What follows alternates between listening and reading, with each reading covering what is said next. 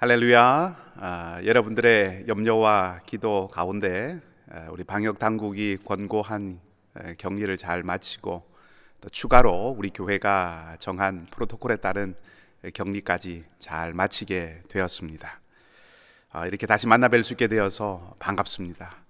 다시 한번 여러분들께 심려를 끼쳐드려서 송구하고 또 아울러서 당회와 또 우리 모든 교우들의 사랑과 기도와 격려에 다시 한번 진심으로 감사를 드립니다.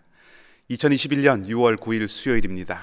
오늘도 예배 자리에 오신 여러분들을 주님의 이름으로 환영하고 축복합니다. 영과 진리로 우리 살아계신 하나님께 예배드리는 귀하고 복된 이 자리가 되기를 소망합니다. 우리 다 함께 찬송가 191장을 같이 부르겠습니다.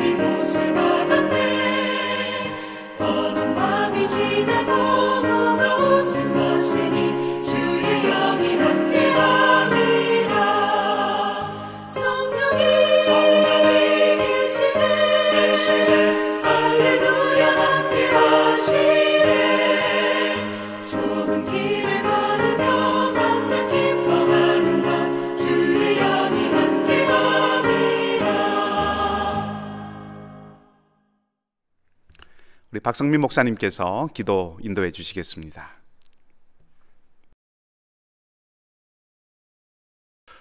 온 천지 만물을 말씀으로 창조하시고 깊고 깊으신 섭리를 따라 모든 것을 주관하시는 살아계신 하나님 아버지, 오늘 이 시간 주님의 보좌에 담대히 나아와 거룩하신 주님의 이름을 찬양하고 경배합니다. 이 시간 오직 주님만이 영광 받으시고 홀로 높임을 받아 주시옵소서.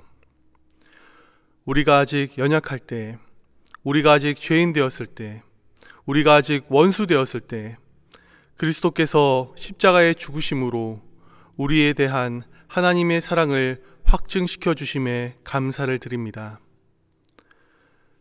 그리스도의 보혈로 죄와 사망의 종로 타던 우리를 하나님의 자녀로 삼아주신 은혜만으로도 감사한데 늘 우리와 동행하여 주시고 지켜주시고 풍성한 은혜를 날마다 새롭게 부어주심에 감사를 드립니다. 주님의 크신 은혜에도 불구하고 우리는 알게 모르게 범죄하였음을 고백합니다. 마음은 원이로되 육신이 약하여 지은 죄들을 주님 앞에 솔직히 올려드립니다. 저희를 긍휼히 여겨 주시옵소서. 회개하는 심령들 가운데 그리스도의 보혈로 머리부터 발끝까지 정결케 하여 주시옵소서.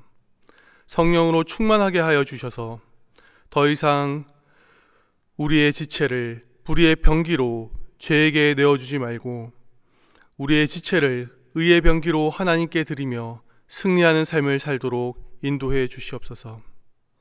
이 시간 말씀을 듣고 은혜 받고 기도하며 순종하며 살아가기로 다짐할 때 죄가 더 이상 우리를 주장하지 못하게 하시고 우리가 죄의 법 아래에 있지 아니하고 은혜의 법 아래에서 30배, 60배, 100배가 넘치는 열매 맺는 삶을 살도록 인도해 주시옵소서. 예배드리는 모든 심령에 성령의 충만함을 부어주셔서 영육간에 회복되게 하시고 주님의 이름을 위하여 주님의 영광을 위하여 새롭게 헌신을 다짐하는 시간이 되게 하여 주시옵소서. 하나님 아버지, 이글스필드 교회를 위해 기도드립니다. 혼탁한 세상 가운데 우리 모두가 한 마음으로 그리스도를 머리로 삼아 한 몸을 이루어 믿음으로 꿋꿋이 설 수 있도록 인도해 주시옵소서. 우리 이글스필드 교회가 노아 시대의 구원의 방주의 역할을 감당하게 하셔서 어두운 이 시대에 진리의 횃불을 불태우는 교회가 되게 하시고 바싹 마른 땅에 영원히 목마르지 않는 생수의 강을 흘려보내는 교회가 되게 하시며 잃어버린 영혼들이 주님께 돌아와 천국잔치의 기쁨이 흘러넘치는 교회가 되게 하여 주시옵소서. 병마와 싸우며 고통 중에 있는 자들을 위로하여 주시옵시고 주님께 엎드려 기도할 때 영적으로 육적으로 회복되는 놀라운 역사가 있도록 은혜 부어 주시옵소서. 또한 세상의 유혹과 시험에 빠져 교회를 떠난 자들에게도 다시 한번 주님께 나아올 수 있도록 인도하여 주시옵시고 가정의 문제와 경제적인 문제로 고민하며 간구하는 기도를 들어주시옵소서. 상록회 어르신들과 함께하여 주셔서 늘 영육간에 강건하게 하여 주시옵시고 온라인 수업을 하고 있는 가정에 지치지 않는 힘을 주시옵시고 주님께서 부어주시는 은혜로 육적으로나 지적으로나 영적으로 자녀들이 잘 자라나게 하여 주시옵소서.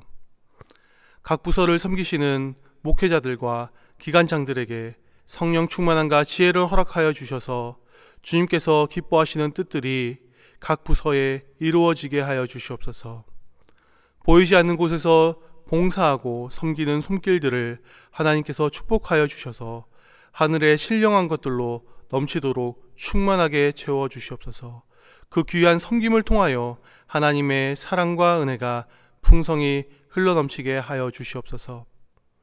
하나님 아버지, 말씀을 전하시는 장성훈 목사님 위해 기도드립니다. 성령 하나님께서 함께하여 주셔서 선포되는 말씀을 통하여 주님의 말씀이 흘러가게 하시고 또한 말씀을 듣는 우리 가운데도 성령 하나님 함께하여 주셔서 하나님의 말씀을 심령에 깊이 새길 수 있도록 인도하여 주시옵소서. 예수님의 이름으로 기도드립니다. 아멘.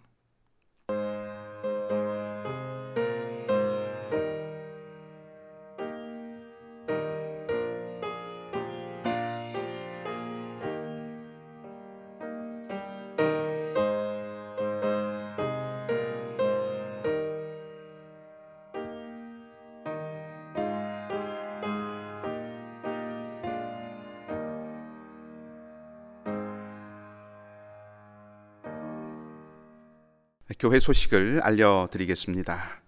우리 온타리오 주의 리오프닝 계획이 지난 월요일에 발표가 되어서 현장 예배를 재개할 수 있게 되었습니다. 무척 반갑고 기쁜 소식입니다.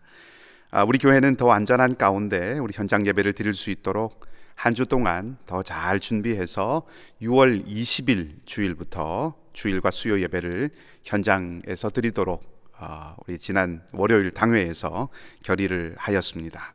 한 주간 우리 교회도 또 여러 우리 교우들도 잘 준비해서 건강한 모습으로 우리 다시 만나 뵐 수 있기를 원합니다. 헌금에 대한 안내를 드립니다. 헌금은 우리 교회를 방문하셔서 우편함에 직접 헌금 봉투를 넣어주시거나 교회로 우편 발송해 주셔도 되고요. 이 트랜스퍼로도 헌금하실 수 있습니다. 이 트랜스퍼로 헌금하실 때는 메모란에 본인의 헌금 번호 그리고 헌금 종류를 꼭 기입해 주시길 바라고요. 비밀번호는 이글스로 설정해 주시기 바랍니다. 내일 목요일 우리 묵상학교 다시 재개가 됩니다. 묵상학교를 위해서 여러분 계속해서 기도해 주시고 또 함께 하시는 분들을 격려해 주시기 바랍니다. 우리 구역장 모임 11일 금요일 오후 7시 30분에 온라인으로 모이게 됩니다. 줌 링크 참조하셔서 우리 구역장님들 함께 모여서 반가운 얼굴들 뵙기를 원합니다. 오는 토요일 오전 10시에 한글학교 수료식이 온라인으로 진행이 됩니다. 우리 한글학교에 속해 있는 자녀들 또 함께 수고하시는 모든 선생님들 또 돕는 모든 동역자들 가운데 하나님의 은혜가 있기를 바라고 또 무사히 또 한글학교를 잘 마치게 된 모든 우리 자녀들을 격려해 주시고 또 위에서 계속 기도해 주시면 감사하겠습니다. 오는 주일 13일 주일 오후 2시에 정기 당회로 모이겠습니다. 당회를 위해서 여러분 계속해서 기도해 주시면 감사하겠습니다. 중고등부 예배를 우리 졸업 시즌을 맞아서 줌으로 예배를 드리게 됩니다. 우리 온라인 예배를 유튜브로 드렸었는데 6월 한 달 동안은 줌으로 전환해서 진행합니다. 우리 중고등부 온라인 예배를 위한 줌 링크는 우리 학부모님들께 그리고 중고등부 페이스북을 통해서 공지해 드렸습니다. 우리 자녀들이 실시간 예배에 참여할 수 있도록 부모님들이 격려해 주시고 도와주시면 감사하겠습니다. 예배 시간은 기존 예배 시간과 동일한 주일 오후 12시 30분입니다. 7월 2일부터 7월 4일 주일까지 우리 유치부 아동부 여름 성경학교가 진행이 됩니다. 나는 왕의 자녀예요 라고 하는 주제로 말씀을 함께 나누는 귀한 자리입니다. 우리 자녀들이 이 시기를 통하여서 또 이 기회를 통해서 말씀 가운데 잘 자라갈 수 있도록 격려해 주시고 또 기도해 주시고 다음 세대를 위해서 여러분 계속해서 많은 관심 보여주시기를 바랍니다. 주소록을 제작하고 있습니다. 전화번호, 주소, 사진, 영문 성함 등을 수정하기를 원하시는 분들은 우리 구역장님들께 알려주시거나 혹은 안내해드린 교회 이메일로 보내주시면 수정하도록 하겠습니다. 계속해서 우리 잠언 말씀 묵상하고 있습니다. 말씀을 통해서 주님과 동행하는 귀한 매일의 삶이 되기를 바라고요. 지난 주일에 말씀드렸지만 우리 송건영 선교사님 어머님께서 한국에서 소천하셨습니다. 슬픔을 당한 가정을 위해서 위로해 주시고 또 기도해 주시기를 바랍니다. 다른 소식들은 교회 홈페이지 참조해 주시면 감사하겠습니다. 오늘 이 밤에 우리에게 주신 하나님 말씀은 구약 성경입니다. 룻기 4장 1절에서 12절까지의 말씀입니다. 구약 성경, 제가 가진 성경은 406쪽 어간에 있습니다. 룻기 4장 1절에서 12절까지의 말씀입니다. 제가 말씀을 읽도록 하겠습니다. 보아스가 성문으로 올라가서 거기 앉아 있더니 마침 보아스가 말하던 기업 물을 자가 지나가는지라. 보아스가 그에게 이르되 아무개여 이리로 와서 앉으라 하니 그가 와서 앉음에 보아스가 그 성읍 장로 10명을 청하여 이르되 당신들은 여기 앉으라 하니 그들이 앉음에 보아스가 그 기업 물을 자에게 이르되 모압 지방에서 돌아온 나오미가 우리 형제 엘리멜렉의 소유지를 팔려 함으로 내가 여기 앉은 이들과 내 백성의 장로들 앞에서 그것을 사라고 네게 말하여 알게 하려 하였노라. 만일 네가 물으려면 물으려니와 만일 네가 물으지 아니하려거든 내게 고하여 알게 하라. 내 다음은 나요 그 외에는 물을 자가 없느니라 하니 그가 이르되 내가 물으리라 하는지라. 보아스가 이르되 네가 나오미의 손에서 그 밭을 사는 날에 곧 죽은 자의 아내 모압 여인 룻에게서 사서 그 죽은 자의 기업을 그의 이름으로 세워야 할지니라 하니 그 기업 물을 자가 이르되 나는 내 기업에 손해가 있을까 하여 나를 위하여 물으지 못하노니 내가 물을 것을 네가 물으라. 나는 물으지 못하겠노라 하는지라.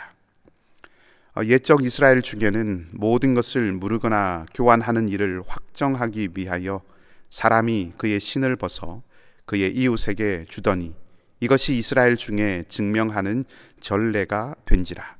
이에 그 기업 물을 자가 보아스에게 이르되 내가 너를 위하여 사라 하고 그의 신을 벗는지라.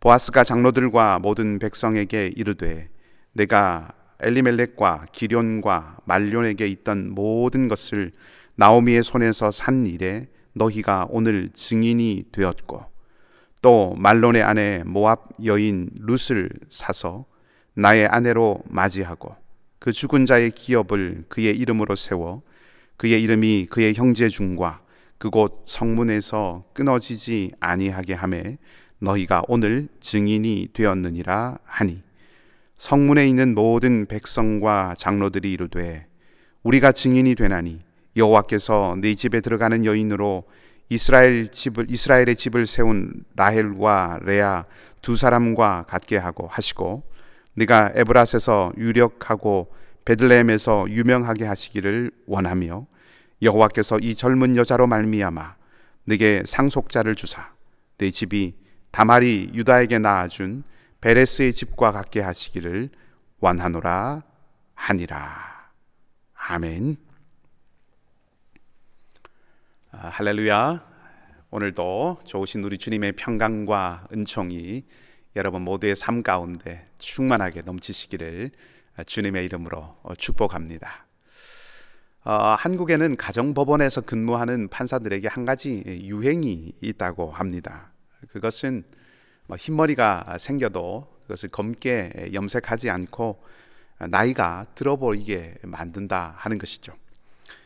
보통의 경우에 사람들이 젊어 보이기 위해서 많이 노력하는 것이 대부분의 사람들의 모습인데 그런 걸 생각해 보면 참 특이한 유행입니다.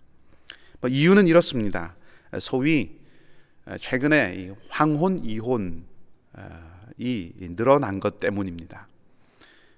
이혼을 다루는 그 법관들은 물론 냉철한 판단을 해서 잘 판결을 해야 하는 부분도 있지만 동시에 때로는 그 이혼 소송을 제기한 그 부부들을 설득하고 또 이렇게 상담해야 되는 그런 경우도 있다고 합니다. 그러나 이 황혼 이혼을 하는 부부들에게는 판사들이 이렇게 설득하고 권면하는 이런 내용들이 사실은 이런 역할들이 쉽지는 않다 하는 거죠. 젊은 부부에게는 판사들이 나도 초등학교 다니는 딸이 있는데 아들이 있는데 이렇게 이야기하면서 부모의 심정으로 이렇게 권면하기도 하고 설득을 할 수도 있겠지만 연세가 높으신 어르신들께는 섣불리 결혼 생활이란 이러이러하다, 가정과 부부는 이런 것이다 라고 이렇게 조언하기가 쉽지 않다는 거죠. 그 어르신들께서 판사님도 제 나이가 되어 보면 아시겠지만 이라고 이렇게 말씀을 시작하시면 아무리 판사라고 해도 네 이러고 듣고 수긍할 수밖에 없다는 것입니다. 그래서 이 가정법원에 있는 판사들은 법정에 들어가기 전에 오히려 나이가 더 들어 보이게 그렇게 만든다고 합니다.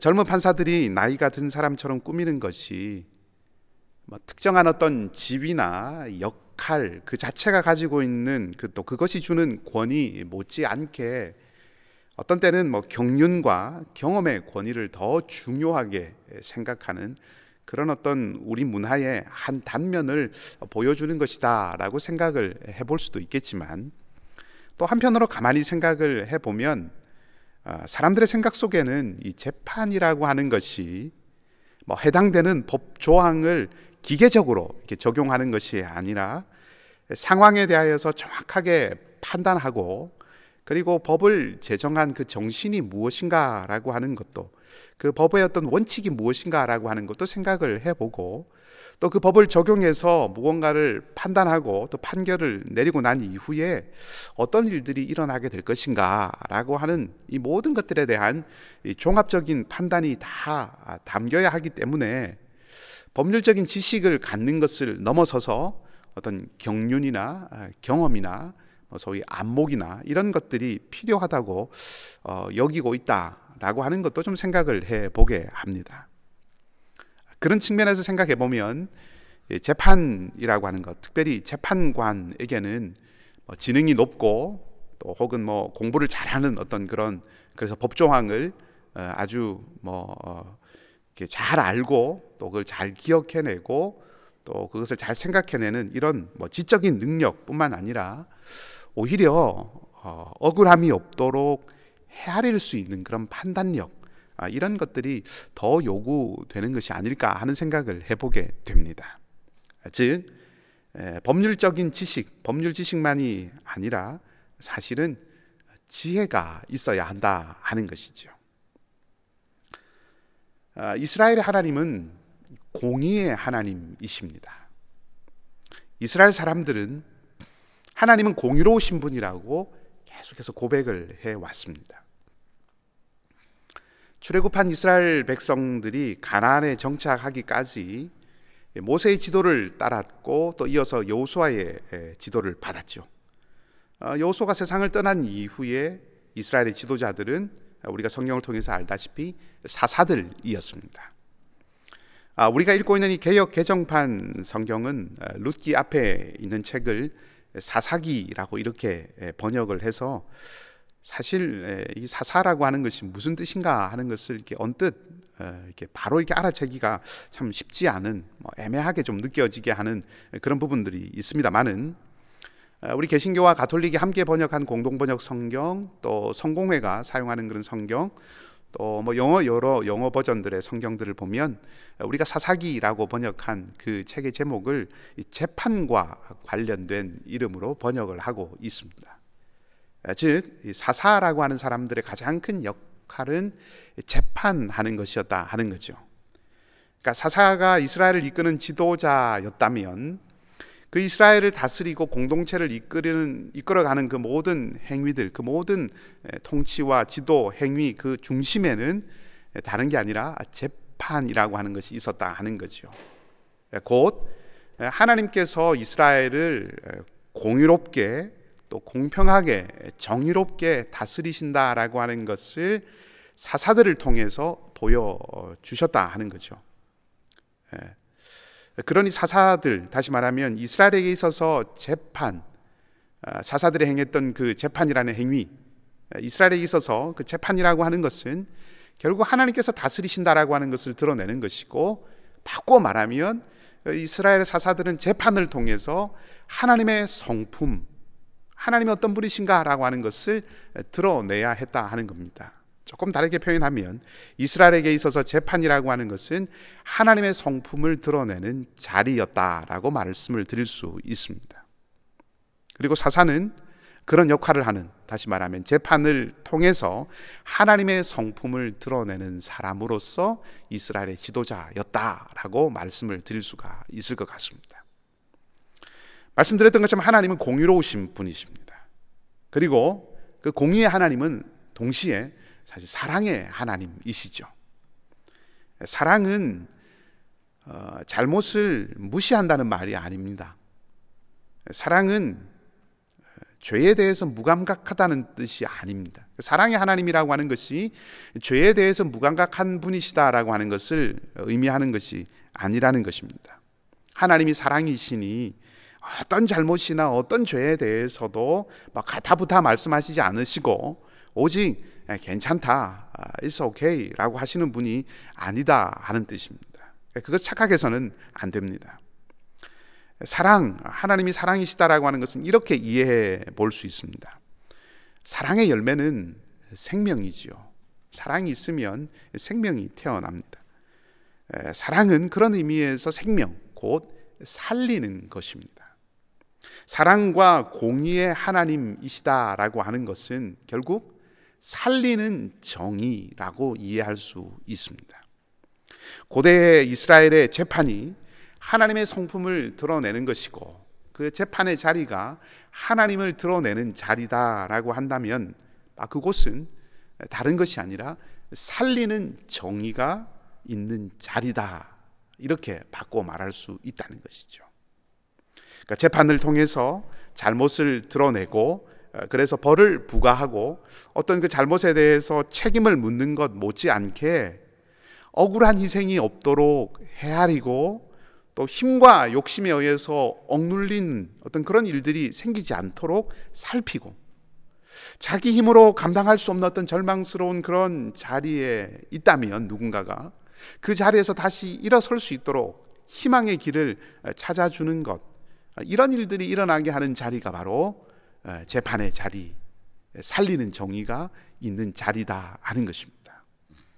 그러니까 단순히 시시비비를 따지는 그런 자리를 넘어서서 살려야 하는 사람, 일으켜야 하는 사람, 또 그런 사람들이 살 길을 찾아가는 그런 자리가 되게 하는 것이 재판의 자리다 하는 그런 뜻입니다. 그런 면에서 보면 솔로몬의 재판은 아주 탁월한 재판이라고 할 수 있는 것이죠. 시시비비를 가리고 벌을 주는 그런 재판의 자리가 아니라 아이의 생명을 살리고 또 그 어머니를 살리는 그런 자리였기 때문입니다. 그리고 오늘 우리도 본문에서 바로 이런 재판을 만나게 됩니다. 본문의 내용을 조금 보시도록 하십시다. 오늘 본문을 보면 보아스가 성문으로 올라가서 거기에 앉았다라고 하는 말로 시작이 됩니다. 성문이라고 하는 것은 고대 이스라엘에게서는 재판하는 자리였습니다. 날이 밝고 이제 재판을 하게 됩니다. 재판이 열리게 됩니다. 1절과 2절 말씀은 재판의 자리가 꾸며지는 그런 모습을 보여줍니다. 보아스가 앉아 있고요. 아마도 이 재판을 이후에 이제 보아스가 진행을 하는 것으로 보아서 보아스가 재판장의 역할을 한다고 볼 수 있겠죠. 그 때문에 어떤 학자들은 이 보아스가 바로 베들레헴의 사사였을 것이다라고 이렇게 추측을 하는 그런 학자들도 있습니다. 아무튼 보아스는 재판을 위해서 2절에 보면 성읍의 장로들을 청합니다. 장로들이 이제 자리에 앉고 그리고 마침 그 자리에 보아스보다 이 기업을 무르는 그 권리를 앞서 가지고 있는, 우선권을 가지고 있는 그 사람이 지나가다가 이제 그 사람도 재판의 자리에 앉게 됩니다. 조금 내려가서 11절 말씀에 보면 성문에 많은 사람들이 모여 있었다라고 기록을 하고 있는데 아마도 사람들도 지나가다가 재판이 열리는 것을 보고 그 자리에 모여든 것 같습니다. 자, 재판에 대한 준비가 다 끝나고 이제 보아스가 안건을 내어 놓습니다. 나오미가 땅을 팔려고 하는데 가장 가까운 친족인 그 사람이 그 땅을 살 것인지 말 것인지를 확인받는 것이 이제 첫 번째 재판의 안건입니다. 3절과 4절 말씀은 그 안건을 이제 처리하는 장면이죠. 보아스가 설명을 하고 또 기업을 물을 그 우선권을 가지고 있는 그 사람은 자기가 나오미의 땅을 내가 사겠다라고 그렇게 말합니다. 언뜻 보면 별 이상이 없는 것처럼 보이지만 성경을 조금 꼼꼼하게 읽으신 분들은 약간 무엇인가 좀 의아하다라고 하는 생각이 드실 수도 있을 것 같습니다. 땅을 무르는 이 관습에 대해서 기록하고 있는 것이 레위기 25장인데 그 레위기 25장 말씀에 보면 땅을 이미 판 사람이 그 땅을 다시 살 여력이 없을 때 그때 가까운 친척이 대신 그 땅을 사주어서 땅을 되찾게 해주는 법이 바로 이 무르기 법입니다. 그게 레위기 25장에 나오는 거죠. 그러니까 그 레위기 25장의 규정을 생각을 해본다면 지금 나오미의 땅에 대한 문제는 엘리멜렉이 이 베들레헴을 떠날 때 모압으로 갈 때 땅을 팔고 갔는데 이제 다시 그 땅을 돌아와서 이제 살 길을 찾기 위해서 그 땅을 다시 되돌려 받으려고 하는구나 하고 생각을 해볼 수 있다는 거죠. 그게 이제 레위기 25장을 기준으로 해서 생각해 볼 수 있는 상황입니다. 근데 오늘 본문의 말씀을 가만히 읽어보면 여기서는 그렇지는 않은 것 같습니다. 오히려 본문에도 그렇게 기록을 하고 있고 3절 말미에 엘리멜렉의 소유지를 나오미가 지금 팔려고 하고 있다고 지금 말하고 있죠. 다시 말하면 오히려 엘리멜렉이 기근 때문에 그 베들레헴을 떠나서 모압으로 가면서 경제적인 사정이 좋지 않아서 땅을 팔지 않고 그대로 놓아두고 모압으로 갔는데, 돌아와서 나오미가 살 길을 얻기 위해서 이제 나오미가 그 땅을 팔려고 이제 내놓았다고 보는 편이 오늘 본문의 문맥에서는 조금 더 자연스러울 것 같습니다. 그렇게 생각한다면 레위기 25장에 나와 있는 친척이 땅을 다시 사서 물러주는 그 법하고는 조금 다른 처지가 됩니다. 근데 오늘 보아스는 상황이 조금 다른 오늘 이 나오미가 땅을 파는 이 자리에 레위기에 있는 그 규정을 가져오고 있다는 거죠. 그래서 그것을 적용시켜서 친족이 그 땅을 사주어야 된다라고 그렇게 말하고 있다는 겁니다. 제가 지금 드리고자 하는 말씀은 보아스가 지금 나오미가 가지고 있는 이런 상황에 잘 맞지 않는 법을 가져왔다는 것을 말씀드리는 것이 아니라 왜 이렇게 했는가 하는 것은 제가 조금 더 이따가 한 번 더 살펴볼 수 있는데, 여기에 사실은 어떤 메시지가 담겨 있습니다. 그것이 무엇인지를 좀 알기 위해서는 두 번째 안건을 먼저 살펴보는 것이 필요할 것 같습니다.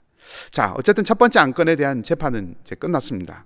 나오미가 땅을 팔려고 내놓았고, 이제 그 땅을 그 가까운 친척이 내가 사겠다라고 했기 때문에 나오미의 가정에 경제적인 어려움이 어느 정도 이제 해소될 수 있는 여지가 만들어졌다 하는 거죠.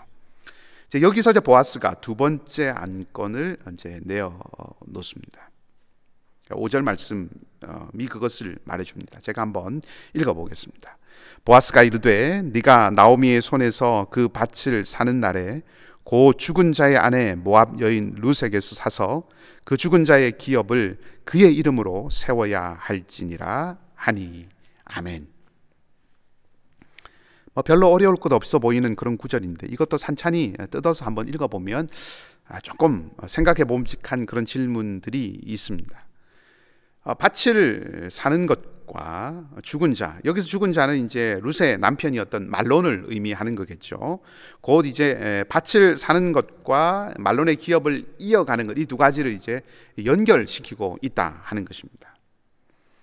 죽은 자의 기업을 이어간다고 하는 것은 소위 형사 취수제라고 이렇게 말씀드릴 수 있겠죠. 고대에는 형제가 후사가 없이 죽게 되면, 그래서 세상을 떠나게 되면 다른 형제가 그 세상을 떠난 형제의 아내를 자기의 아내로 맞이해서 아이를 얻고, 그 아이가 이제 세상을 떠난 그 형제의 후사가 되는 그런 규범이 있었지 않습니까? 그것을 말하는 것입니다. 그렇게 해서 대가 끊어지지 않고 가문을 보존하고 이어가려고 하는 의식이 있었다 하는 것입니다. 그러니까 보아스가 지금 그 규범을 여기에 끌어오고 있습니다. 근데 문제는 아까 그 땅을 무르는 그 규칙과 마찬가지로 이 문제도 신명기 25장에 나오는데, 그 신명기 25장에 나와 있는 제도와는 조금 다르다 하는 것입니다. 신명기 25장을 보면 거기는 분명히 직계인 형제 사이에 그런 일들이 일어나도록 규정을 하고 있습니다. 그래서 아마도 본문이 오늘 룻기가 기록을 하고 있지는 않지만, 이 보아스가 이런 레위기 25장에 있는 것이나 신명기 25장에 나와 있는 이런 율법의 조항들을 가져와서 지금 이 상황에 적용을 시키는 것이 뭐 옳으냐 혹은 옳지 않느냐 하는 약간의 논쟁이 있지 않았을까 하는 생각을 해봅니다. 어쨌든 논쟁은 종결이 되었던 것 같고요. 결국은 이야기가 진행되는 것을 보면 이 보아스가 가져온, 또 보아스가 해석한 이것이 유효하다라고 이렇게 판별이 된 것 같습니다. 다시 말하면 두 번째 안건이 계속 유효합니다. 그래서 이제 새로운 국면이 만들어졌다는 거죠. 땅을 사기로 한 이 사람은 단지 그 땅을 이제 사는 것, 그것으로 이제 끝난다고 생각을 했는데, 이 사람이 나오미로부터 땅을 사서 이제는 룻과 결혼을 해서 아이를 낳고 그 아이에게 기업을 이어갈 수 있는 권리를 주는 것, 다시 말하면 자기가 산 이 땅을 다시 고스란히 나오미에게 되돌려 주어야 하는 그런 형편에 처하게 되었다 하는 것입니다. 5절 말미에 볼 때 죽은 자의 기업을 그의 이름으로 세워야 한다라고 하는 말이 바로 그런 내용입니다. 현실적으로 나오미가 다시 결혼을 해서 아이를 낳고 그래서 그 아이를 룻에게 주어서 가정을 이루고 그래서 후사를 이어갈 수 없기 때문에 이제 말론의 가문에 들어온 이 룻이 재혼을 해서 아이를 낳고 그 아이가 말론의 후사가 되어서 가문을 이어가게 해야 하고, 그 때문에 이제 레위기 규정에 따라서 마땅히 그 땅은 새로 태어날 룻의 아들, 그 아들의 소유가 되도록 넘겨준다 하는 것이죠. 즉 이제 땅을 사겠다라고 말했던 이 사람이 최종적으로 자기가 가져야 되는, 자기에게 부과된 그 의무는 땅을 다시 땅을 룻과 나오미에게서 사서 그 땅을 그대로 룻에게 돌려 주어야 했다 하는 것입니다. 근데 6절 말씀을 보면 그 사람에게는 그럴 마음이, 그럴 어떤 형편이 되지 않았던 것 같습니다. 6절에 이렇게 기록하고 있습니다. 그 기업 물을 자가 이르되 나는 내 기업에 손해가 있을까 하여 나를 위하여 물으지 못하노니 내가 물을 것을 네가 물으라. 나는 물으지 못하겠노라 하는지라. 여기 본문에 손해라고 이렇게 기록되어 있는 히브리어의 본래의 뜻은 파산이라는 그런 의미입니다. 그러니까 단지 어느 정도 내가 경제적으로 손해를 본다 이게 아니라 만약에 그 밭을 사서 그것을 그저 고스란히 다시 돌려주게 되면 이 사람은 완전히 망할 수도 있다 하는 거죠. 그러니까 그냥 나오미에게 밭값에 해당되는 돈을 이렇게 주는 셈이 되기 때문에 그런 겁니다. 아마 이 사람이 그렇게 해도 괜찮을 정도로 많은 재산을 소유한 것은 아니었던 것 같습니다. 아무리 친족의 어려움을 도와야 하지만 그랬다가는 자신이 망할 처지에 놓이게 되니까 이제 이 사람은 권리를 포기하게 되는 거죠. 그리고 그 권리를 포기한다는 확실한 표시로 신을 벗어줍니다. 그것이 이제 7절과 8절 말씀에 나와 있습니다. 자, 이렇게 해서 이제 보아스는 나오미와 룻의 그 밭과 또 그들에 대한 법적인 권리를 합법적으로 이제 취득을 하게 되는 거죠. 그리고 보아스는 그 재판의 자리에서 장로들과 또 모든 백성들 앞에서 이 일을 다시 한번 분명하게 매듭을 짓게 됩니다. 9절과 10절 말씀이 그것을 보여줍니다. 제가 읽어보겠습니다. 보아스가 장로들과 모든 백성에게 이르되 내가 엘리멜렉과 기럨과 말론에게 있던 모든 것을 나오미의 손에서 산 일에 너희가 오늘 증인이 되었고 또 말론의 아내 모압 여인 룻을 사서 나의 아내로 맞이하고 그 죽은 자의 기업을 그의 이름으로 세워 그의 이름이 그의 형제 중과 그곳 성문에서 끊어지지 아니하게 하매 너희가 오늘 증인이 되었느니라 하니. 아멘. 그러니까 기업 물을 그 권리, 그 우선권을 가지고 있는 그 사람이 자신의 결정, 나는 이제 권리를 사용하지 않겠다라고 한 이 일에 대한 확정한다는 의미에서 이미 신을 벗어 주어서 보아스가 합법적으로 그 권리를 이제 이어받았음에도 불구하고 한 번 더 보아스는 증인들 앞에서 분명하게 이 사실을 거듭 확인을 합니다. 그리고 거듭 확인을 하되 9절과 10절 말씀을 통해서 우리가 확인한 것처럼 두 개의 사안을 각각 분명하게 다시 말하고 있습니다. 그러니까 철저하게 이 일을 진행하고 마무리하고 있다라고 하는 것을 보여주는 것이죠.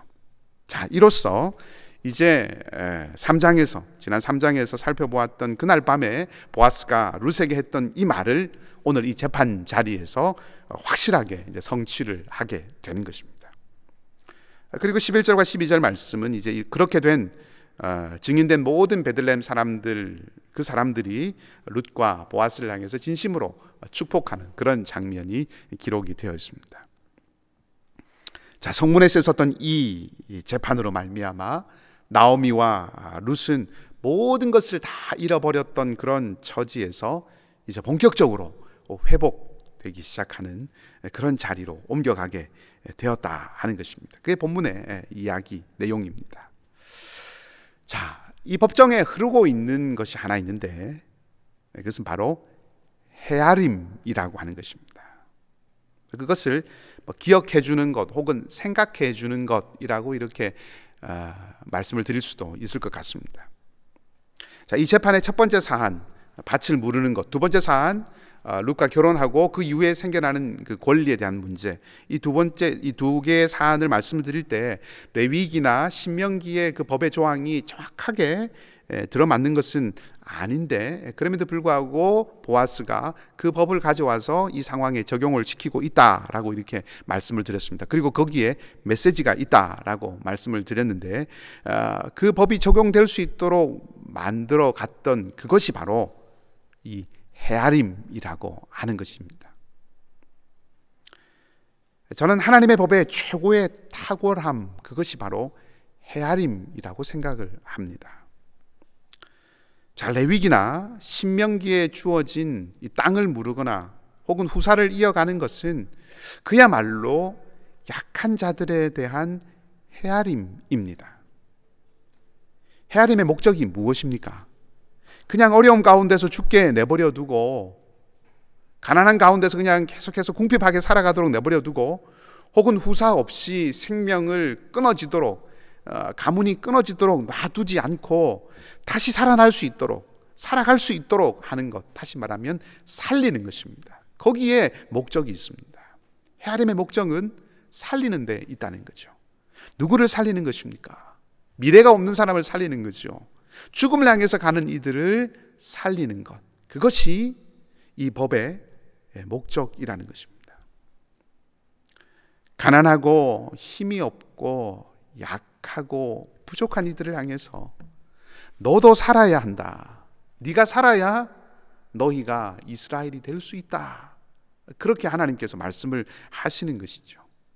강한 사람, 능력 있는 사람, 힘이 있는 사람들로만 채워져야 이스라엘이 아니라 약하고 부족하고 힘이 없고 때로는 실패하고 좌절해서 낙심한 너희들이 살아나야 진짜 이스라엘이 된다라고 말씀을 하시는 것입니다. 아니, 약하고 상한 이들이 소망을 품고 희망 안에서 다시 일어설 수 있게 해주는 공동체가 되어야 그 공동체가 진정 나의 백성 공동체다, 그렇게 하나님께서 말씀해 주시는 겁니다.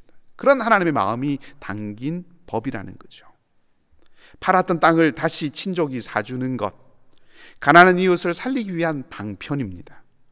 지금 살 길이 없어서 땅을 내놓는 이 나오미, 그녀의 땅을 사주는 것은 그 나오미의 가정이 살 수 있도록 그 가난한 이웃을 살리기 위한 길인 거죠. 땅을 무르고 그 형제의 후사를 잊게 하는 이 법들의 본래의 정신을 구현하고 적용하고 있는 것입니다. 세상은 강한 것이 살아남게 하는 곳이라면 하나님의 나라는 모두가 어울려 사는 곳이라는 것이죠. 보아스가 그 법을 이 상황에 가져온 것은 바로 이런 하나님의 마음, 가난하고 약하고 상하고 피곤한 그들에게, 작고 연약한 형제들에게 다시 힘을 주시고 세우시고 살리시려고 하는 그 하나님의 마음을 보아스가 품고 있다라고 하는 것을 보여주는 것입니다. 자, 이 헤아림이 어디에서부터 시작이 됩니까? 기억해 주는 것에서 시작됩니다. 보아스는 오늘 한 가지를 기억해 줍니다. 바로 죽어 잊혀져 간 엘리멜렉입니다. 오늘 본문의 3절의 말미에 보면 우리 형제 엘리멜렉이라고 이렇게 보아스가 말하고 있죠. 겉으로 드러난 오늘 재판의 안건은 누가 땅을 살 것인가 라고 하는 것입니다. 그것이 문제죠. 땅과 소유, 재산과 자산에 대한 문제가 겉으로 드러난 이슈입니다. 근데 보아스는 그 자리에서 엘리멜렉을 상기시킵니다. 그것도 엘리멜렉을 향해서 우리 형제라고 그렇게 부릅니다. 실제로는 형제가 아니죠. 하지만 사람들에게 함께 살다가 기근을 피해서 어쩔 수 없이 살 길을 찾아 그 땅 베들레헴을 떠나야 했던 그 사람, 그리고 먼 타국에서 낯선 곳에서 눈을 감아야 했던 그 엘리멜렉, 그의 이야기를 다시 기억하게 해줍니다. 그리고 그냥 기억하게 할 뿐만 아니라 그냥 어려움을 겪은 어떤 사람, 남의 이야기가 아니라 형제라고 하는 이 말을 써서 자기의 이야기로, 우리의 이야기로 만들어주고 있다는 거죠. 그렇게 함으로써 단지 이 엘리멜렉이라고 하는 한 사람, 그 가정의 어려운 형편을 기억하게 하는 데서 한 걸음 더 나아가서 이 베들레헴 사람들을 일깨워주고 있습니다. 땅을 파는 이 문제, 땅을 파고 사는 이 문제가 재산에 대한 문제, 물질에 대한 문제, 자산에 대한 문제, 소유와 이익과 손해에 대한 문제가 아니라 사실은 사람에 대한 문제라고 하는 것을 생각하도록 일깨워준다라고 하는 것입니다. 그리고 이제 보아스는 룻과 결혼을 하죠. 룻을 아내로 맞이합니다. 이것은 엘리멜렉의 집안을 다시 세우기 위함입니다.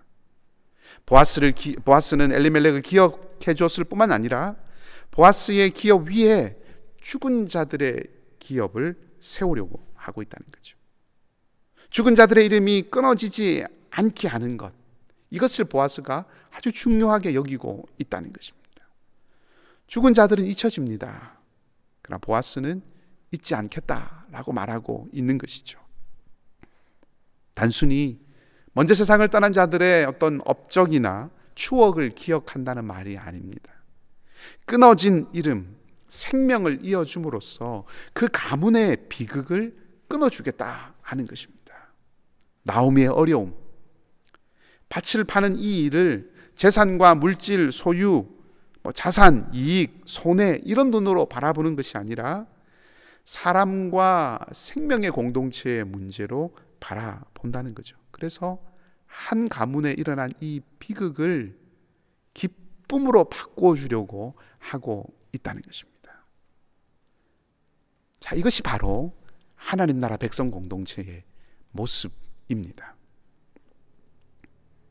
이런 일을 이루어낸 재판, 아마 세상에서 가장 멋지고 아름다운 재판, 사랑과 행복과 회복과 감격, 다시 일어서는 재기의 은혜가 있는 공동체. 참 따뜻하지 않습니까? 저는 우리 공동체가 이런 공동체가 되기를 소망합니다.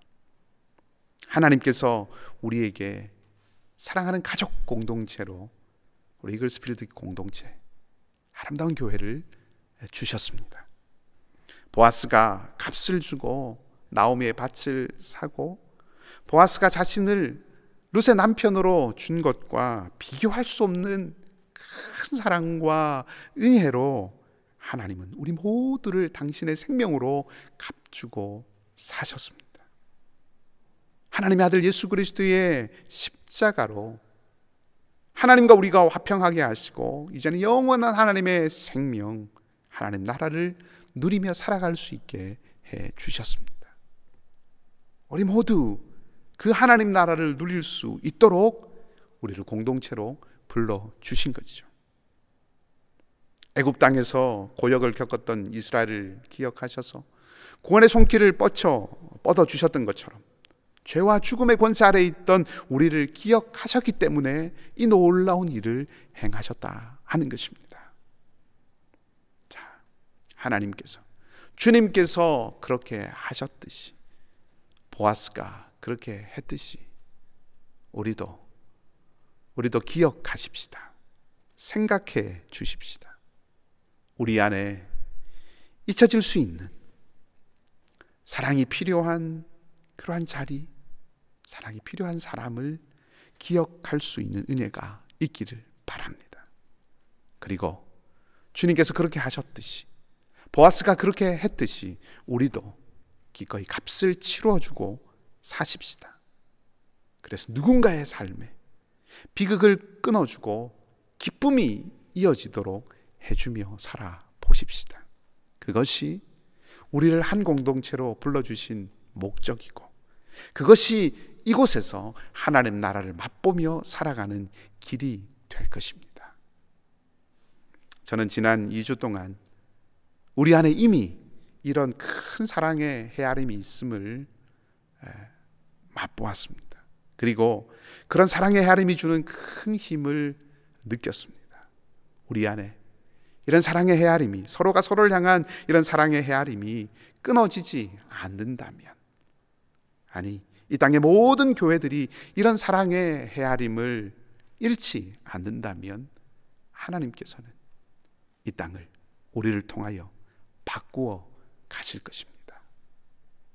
이 놀라운 은혜가, 이 놀라운 기쁨이 여러분 모두의 가정과 일터 가운데 넘치시길 바라고, 저와 여러분 우리의 매일매일의 삶이 누군가의 비극, 누군가의 아픔을 끊고 기쁨이 새롭게 시작되게 하는 그런 은혜와 축복의 통로로 살아가는 놀라운 역사가 넘치기를 주님의 이름으로 간절히 축복합니다. 함께 기도하십시다. 아버지 하나님, 우리를 한 공동체로 불러주셔서 감사합니다. 형제의 아픔은 우리가 진정한 공동체임을 경험하는 축복의 통로가 되고, 자매의 눈물은 우리가 한 가족임을 확인하는 은혜의 통로가 되는 그런 하나님 나라 백성 공동체가 되도록 우리의 마음이 주님의 마음이 되게 하여 주시옵소서. 날마다의 삶이 하나님의 나라를 맛보는 삶이기를 원합니다. 바쁘고 분주한 삶 속에서도 마땅히 지켜야 할 하나님 백성의 삶을 선택하여 하늘의 평안을 맛보는 주님과 동행하는 삶이 되게 하여 주시옵소서. 나오미와 룻의 가정에 드리워졌던 눈물을 닦아 기쁨의 웃음이 되게 한 보아스의 손길 같은 그런 주님의 만지심이 우리 모든 가정들 가운데 있게 하시고, 우리도 그 주님의 손을 닮아 모든 연약하고 그늘진 곳을 향하여 생명의 빛을 전하는 헤아릴 줄 아는 축복의 통로가 되게 하여 주시옵소서. 남은 한 주간의 삶도 주님의 손에 온전히 맡겨 드리오며 좋으신 우리 주님 예수 그리스도의 이름으로 기도하옵나이다. 아멘. 우리 찬송가 411장을 함께 부르시겠습니다.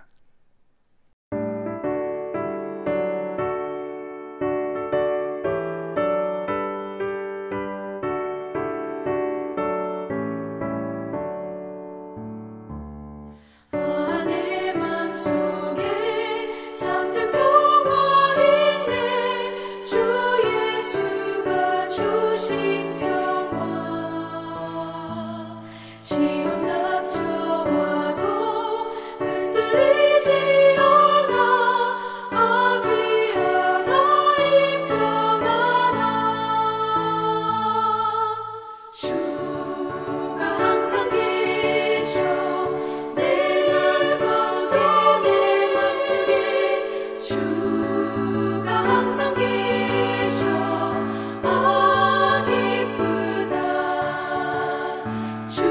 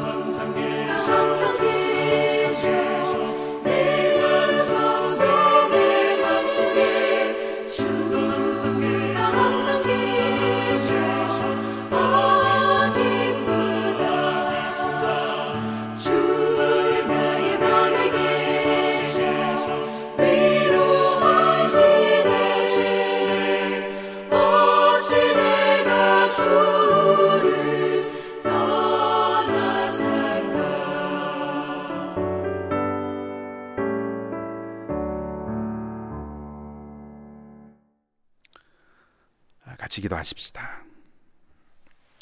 주님 예수 그리스도의 은혜와 하나님 우리 아버지의 사랑하심과 성령님의 인도하시고 교통케 하심이 사랑하는 이글스필드 모든 가족들과 가정과 일터와 기도의 제목 위에 상록회 어르신들과 어린 자녀들의 삶과 미래 가운데 이제로부터 영원토록 함께 하옵시기를 간절히 축원하옵나이다. 아멘.